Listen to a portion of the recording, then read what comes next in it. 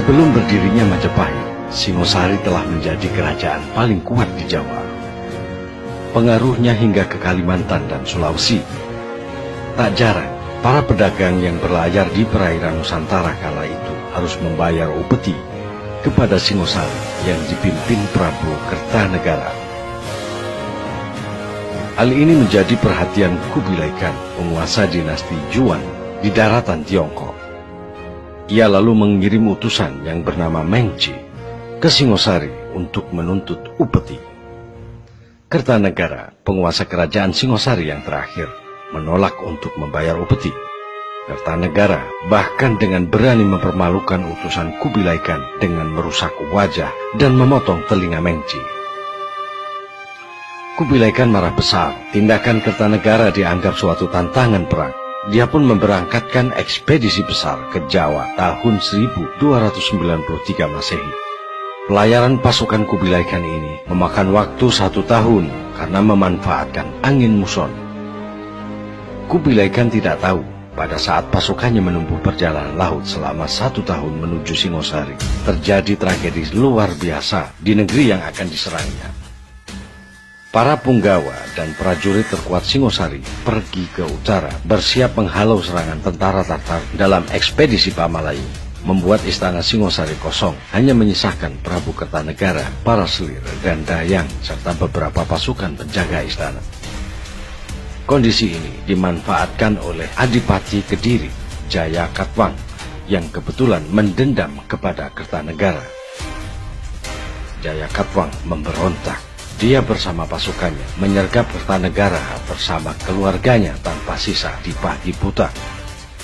Kertanegara tewas ketika, dan Jaya Katwang mengambil alih kekuasaan Singosari tanpa sepengetahuan Kubilai Khan dan pasukannya.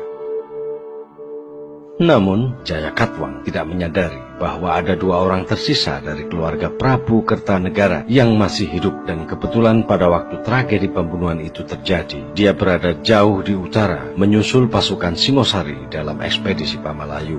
Dia adalah sang menantu Kertanegara bernama Raden Wijaya beserta istrinya. Dengan hati perih, Raden Wijaya kemudian minta perlindungan kepada Arya Wiraraja, sang Mahapatih Singosari yang berkedudukan di Madura. Raden Wijaya kemudian diberi hutan tarik. Ia membuka hutan itu dan membangun desa baru. Desa itu kemudian diberi nama Majapahit, yang namanya diambil dari buah maja yang banyak tumbuh di situ dan rasa pahitnya dari buah tersebut, Majapahit.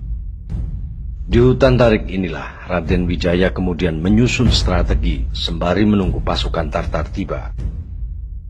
Ketika pasukan Mongol tiba, dengan cerdik Raden Wijaya pun bersekutu dan mendapat kepercayaan dari pasukan Kubilai Khan untuk bertempur melawan Jaya Katwang yang bagi pasukan Kubilai Khan dikira masih di bawah kekuasaan Kertanegara, Raja Singosari.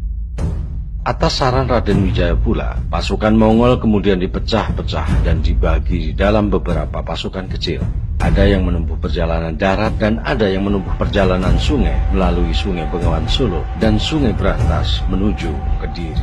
Sejatinya, Raden Wijaya hanya ingin memecah belah kekuatan tentara Mongol agar nantinya mudah untuk dihancurkan pasukannya seusai perang melawan Jaya Katwang. Setelah berhasil menjatuhkan Jaya Katwang, Raden Wijaya kemudian berbalik menyerang sekutu Mongolnya yang kelelahan dan tengah berpesta kemenangan hingga memaksa mereka menarik pulang kembali pasukannya secara kalang-kalang. Saat itu juga merupakan kesempatan terakhir mereka untuk menangkap angin muson agar dapat pulang. Raden Wijaya kemudian mendirikan Kerajaan Majapahit. Tanggal pasti yang digunakan sebagai tanggal kelahiran Kerajaan Majapahit adalah hari penobatan Raden Wijaya sebagai Raja Diraja, yaitu pada 15 bulan Kartika tahun 1215 Saka yang bertepatan dengan tanggal 10 November 1293. Raden Wijaya dinobatkan dengan nama resmi Kertarajasa Jayawardhana. Kerajaan Majapahit yang masih muda kemudian menghadapi masalah. Beberapa orang kepercayaan Kertarajasa termasuk Ronggolawe, Sora, dan Nambi memberontak melawannya. Pemberontakan tersebut tidak berhasil. Semua ini tercatat dalam kitab Para Raton. Sejarawan Indonesia Slamet Mulyana menduga bahwa Mahapati Halayudala yang melakukan konspirasi untuk menjatuhkan semua orang terpercaya raja agar ia dapat mencapai posisi tertinggi dalam pemerintahan. Namun setelah kematian pemberontakan yang terakhir, yaitu pemberontakan Kuti, Halayuda ditangkap dan dipenjara dan lalu dihukum mati. Raden Wijaya meninggal pada tahun 1309 Masehi. Dalam kitab Pararaton, putra dan penerus Wijaya adalah Jayanegara bernama kecil Kolokemet. Dalam kurun pemerintahan Jayanegara, seorang pendeta Italia, Odorico da Pordenone, mengunjungi kerajaan Majapahit di Jawa pada tahun 1328. Jayanegara dibunuh oleh tabibnya Ratanca. Ibu tiri Jayanegara, yaitu Gayatri Rajapatni, seharusnya menggantikannya. Akan tetapi Rajapatni memilih mengundurkan diri dari istana dan menjadi biksuni. Rajapatni menunjuk anak perempuannya yang bernama Tribuana Wijaya Tunggadewi untuk menjadi Ratu Majapahit. Pada tahun 1336, Tribuana menunjuk Gajah Mada sebagai Mahapatih. Pada saat pelantikannya, Gajah Mada mengucapkan Sumpah Palapa yang terkenal, yang menunjukkan rencananya untuk melebarkan kekuasaan Majapahit dan membangun sebuah kemaharajaan. Ring Seram, Tanjung Pura, Ring Haru, Ring Pahang, Dompo, Ring Bali, Sunda, Palembang, Tumasek, Sakmana, Isun, Amukti, Palapa. Selama kekuasaan Tribuana Tunggadewi, kerajaan Majapahit berkembang menjadi lebih besar dan terkenal di Kepulauan Nusantara. Tribuana berkuasa di Majapahit sampai kematian ibunya pada tahun 1350 Masehi. Ia diteruskan oleh putranya bernama Hayam Wuruk. Hayam Wuruk bergelar Raja Sanegara, memerintah Majapahit pada tahun 1350 hingga 1389. Pada masanya, Majapahit mencapai puncak kejayaannya dengan bantuan Mahapatihnya yang termasyhur, Gajah Mada. Di bawah perintah Gajah Mada 1313 hingga 1364, Majapahit menguasai lebih banyak wilayah. Menurut Kakawin Negara Kertagama, daerah kekuasaan Majapahit meliputi Sumatera, Semenanjung Malaya, Kalimantan, Sulawesi, Kepulauan Nusa Tenggara, Maluku, Papua, Tumasik atau Singapura, dan sebagian kepulauan Filipina. Sumber ini menunjukkan batas terluas sekaligus puncak kejayaan kemaharajaan Majapahit. Namun, batasan alam dan ekonomi menunjukkan bahwa daerah-daerah kekuasaan tersebut tampaknya tidaklah berada di bawah kekuasaan terpusat Majapahit, tetapi terhubungkan satu sama lain oleh perdagangan yang mungkin berupa monopoli oleh raja. Situasi ini kemudian dikenal dengan istilah Mandala Majapahit. Majapahit juga memiliki hubungan dengan Champa, Kamboja, negeri Siam, Burma bagian selatan, dan Vietnam. Bahkan Majapahit juga mengirim duta-dutanya sampai jauh ke pedalaman Tiongkok. Selain melancarkan serangan dan ekspedisi militer, Majapahit juga menempuh jalan diplomasi dan menjalin persekutuan. Kemungkinan karena didorong alasan politik, Hayam Wuruk berhasrat mempersunting citra resmi atau Dyah Pitaloka, putri kerajaan Sunda, sebagai permaisurinya. Pihak Sunda menganggap lamaran ini sebagai perjanjian persekutuan. Pada tahun 1357, rombongan Raja Sunda beserta keluarga dan pengawalnya bertolak ke Majapahit mengantarkan sang putri untuk dinikahkan dengan Hayam Wuruk. Akan tetapi, Gajah Mada melihat hal ini sebagai peluang untuk memaksa kerajaan Sunda takluk di bawah Majapahit. Pertarungan antara keluarga kerajaan Sunda dengan kerajaan Majapahit di lapangan Bupat tidak terelakkan. Meski dengan gagah berani memberikan perlawanan, keluarga kerajaan Sunda kewalahan dan akhirnya dikalahkan. Hampir seluruh rombongan keluarga kerajaan Sunda dapat dibinasakan secara kejam. Tradisi menyebutkan bahwa sang putri yang kecewa dengan hati remuk redam melakukan bela mati, bunuh diri untuk membela kehormatan negaranya. Kisah Pasunda Bubat menjadi tema utama dalam naskah Kidung Sunda yang disusun pada zaman kemudian di Bali dan juga naskah Carita Parahyangan. Kisah ini disinggung dalam Pararaton, tetapi sama sekali tidak disebutkan dalam Negara Kertagama. KKW Negara Kertagama yang disusun pada tahun 1365 menyebutkan budaya keraton yang adiluhung, agung, dan canggih dengan cita rasa seni dan sastra yang halus dan tinggi, serta sistem ritual keagamaan yang rumit. Sang pujangga menggambarkan Majapahit sebagai pusat mandala raksasa yang membentang dari Sumatera ke Papua, mencakup semenanjung Malaya dan Maluku. Tradisi lokal di berbagai daerah di Nusantara masih tercatat kisah legenda mengenai kekuasaan Majapahit. Administrasi pemerintahan langsung oleh Kerajaan Majapahit yang mencakup wilayah Jawa Timur dan Bali. Di luar daerah itu hanya semacam pemerintahan otonom luas. Pembayaran upeti dilakukan secara berkala dan pengakuan kedaulatan Majapahit atas mereka. Akan tetapi, segala pemberontakan atau tantangan bagi ketuanan Majapahit atas daerah itu dapat mengundang reaksi keras. Pada tahun 1377, beberapa tahun setelah kematian Gajah Mada, Majapahit melancarkan serangan laut untuk menumpas pemberontakan di Palembang. Meskipun penguasa Majapahit memperluas kekuasaannya pada berbagai pulau dan kadang-kadang menyerang kerajaan tetangga, perhatian utama Majapahit nampaknya adalah mendapatkan porsi terbesar dan mengendalikan perdagangan di Kepulauan Nusantara. Pada saat inilah, pedagang Muslim dan penyebar agama Islam mulai masuk ke kawasan ini. Setelah wafatnya Hayam Wuruk pada tahun 1389, Majapahit memasuki masa kemunduran akibat konflik perebutan tahta. Pewaris Hayam Wuruk adalah putri mahkota Kusumawardhani yang menikahi sepupunya sendiri bernama Pangeran Wikramawardhana. Hayam Wuruk juga memiliki seorang putra dari selirnya, Wirabumi, yang juga menuntut haknya atas tahta. Perang saudara yang disebut Perang Paregreg diperkirakan terjadi pada tahun 1405 hingga 1406 antara Wirabumi melawan Wikramawardhana. Perang ini akhirnya dimenangkan oleh Wikramawardhana, sementara Wirabumi ditangkap dan kemudian dipancung. Tampaknya perang saudara ini melemahkan kendali Majapahit atas daerah-daerah taklukan di seberang. Dalam kurun pemerintahan Wikramawardhana, serangkaian serangan laut dinasti Ming yang dipimpin oleh Laksamana Cheng Ho, seorang jenderal Muslim Cina, tiba di Jawa antara kurun waktu 1405 sampai 1433. Sejak tahun 1430, ekspedisi Cheng Ho ini telah menciptakan komunitas Muslim Cina dan Arab di beberapa kota pelabuhan pantai utara Jawa seperti di Semarang, Demak, Tuban, dan Ampel. Maka Islam pun mulai memiliki pijakan di pantai utara Jawa.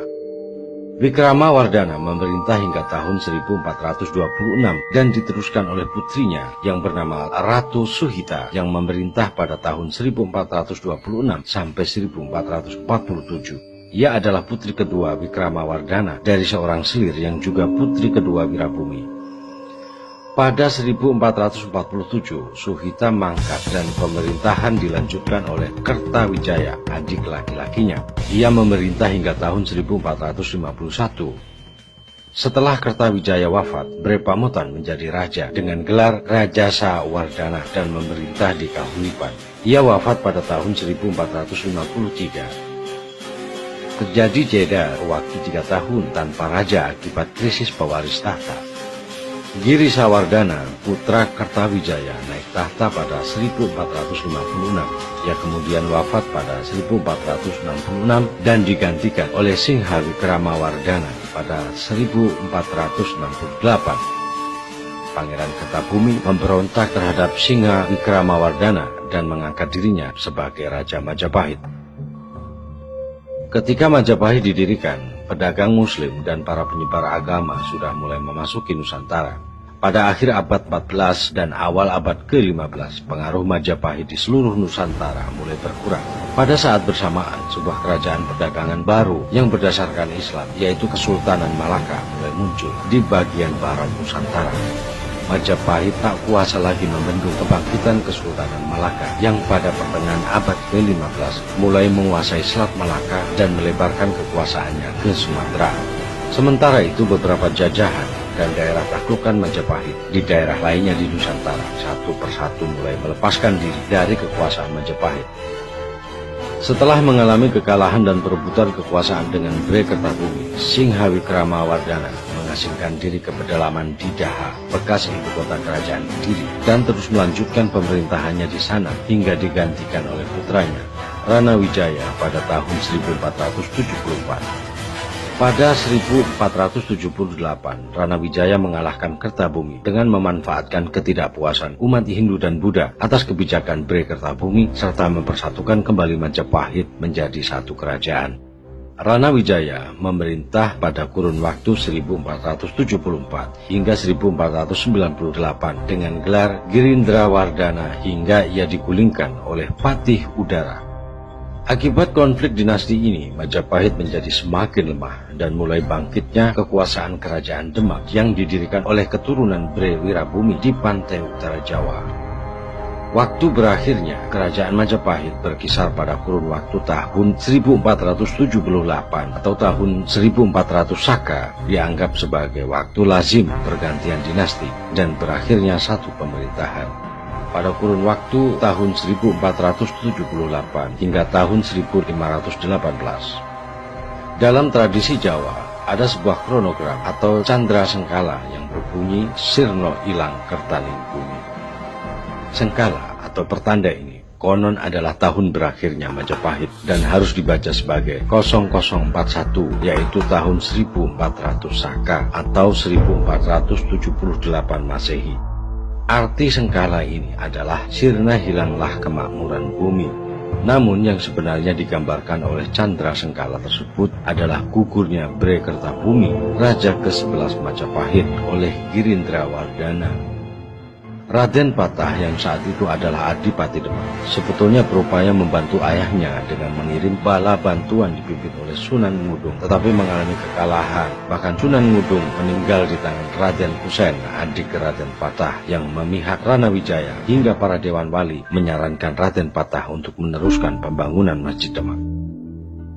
Hal ini diperkuat oleh prasasti Jiu dan Petak. Rana Wijaya mengaku bahwa ia telah mengalahkan Kertabumi dan memindahkan ibu kota Daha ke Kediri. Peristiwa ini memicu perang antara Rana Wijaya dengan Kesultanan Demak karena penguasa Demak adalah keturunan Kertabumi. Sebenarnya perang ini sudah mulai mereda ketika Patih Udara melakukan kudeta ke Girindrawardhana dan mengakui kekuasaan Demak. Perang berkecamuk kembali ketika Prabu Udara meminta bantuan Portugis, sehingga pada tahun 1518 Demak melakukan serangan ke Daha yang mengakhiri sejarah Majapahit. Sejumlah besar abdi istana, seniman, pendeta, dan anggota keluarga kerajaan mengungsi ke Bali. Pengungsian ini kemungkinan besar untuk menghindari pembalasan dan hukuman dari Demak, akibat selama ini mereka mendukung Rana Wijaya melawan Kertabumi. Dengan jatuhnya Daha yang dihancurkan oleh Demak pada tahun 1518, kekuatan kerajaan Islam pada awal abad ke-16 akhirnya mengalahkan sisa kerajaan Majapahit. Demak di bawah pemerintahan Raden Patah diakui sebagai penerus kerajaan Majapahit, dan tradisi Demak legitimasi Raden Patah karena ia adalah putra Raja Majapahit Brawijaya V dengan seorang putri Cina. Catatan sejarah dari Tiongkok, Portugis, dan Italia mengindikasikan bahwa telah terjadi perpindahan kekuasaan Majapahit dari tangan penguasa Hindu ke tangan Adipati Unus, penguasa dari Kesultanan Demak, antara tahun 1518 dan 1521 Masehi. Demak memastikan posisinya sebagai kekuatan regional dan menjadi kerajaan Islam pertama yang berdiri di tanah Jawa. Saat itu setelah keruntuhan Majapahit, sisa kerajaan Hindu yang masih bertahan di Jawa hanya tinggal kerajaan Blambangan di ujung timur, serta kerajaan Sunda yang beribu kota di Pajajaran di bagian barat. Perlahan-lahan Islam mulai menyebar seiring memudarnya masyarakat Hindu ke pegunungan dan ke Bali. Beberapa kantung masyarakat Hindu Tengger hingga kini masih bertahan di pegunungan Tengger, kawasan Bromo,